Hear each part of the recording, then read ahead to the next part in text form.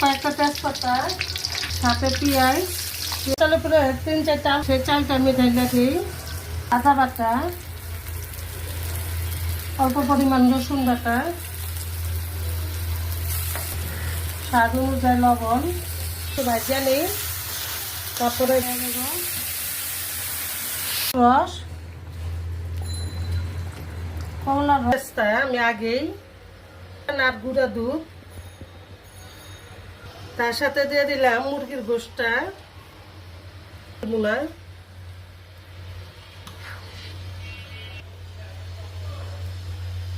আমি নামানোর আগে দাঁতটা দিব। স্কুলি বিরিয়ানির উপরে 30 মিনিটের মতো দমে রাখবো।